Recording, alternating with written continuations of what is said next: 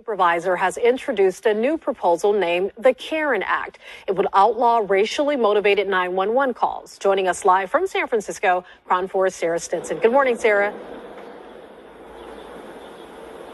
Hey there, Robin. Yeah, that's exactly what they're trying to avoid from happening here at the San Francisco Police Department. They want to stop the 911 calls that are racially biased. People who have been doing this quite recently.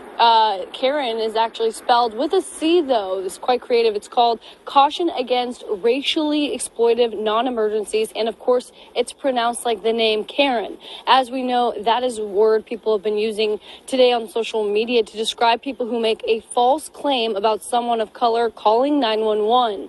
A local example of this was brought up, including a story we covered about a woman who called the police on a man for writing Black Lives Matter on his home. She became known as the San Francisco Karen.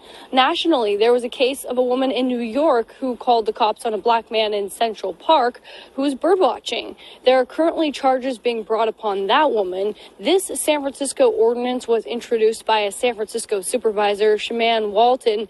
It's similar to an ordinance made by a state assembly member out of Oakland, which also results in consequences for racially or discriminatory motivated 911 calls. Now, during this SF Board of Supervisors meeting where this was introduced, Walton said both measures are a part of a larger nationwide movement to address racially biased and implement sequences for weaponizing emergency resources with racist intentions. So this was brought up at the Board of Supervisors meeting, nothing finalized yet, but this ordinance is definitely would be put in place to stop these 911 calls from coming in. Walton wants the resources of the police department to be used for things other than false claims against people of color. For now, I'm live at the San Francisco Police Department. Sarah Stinson.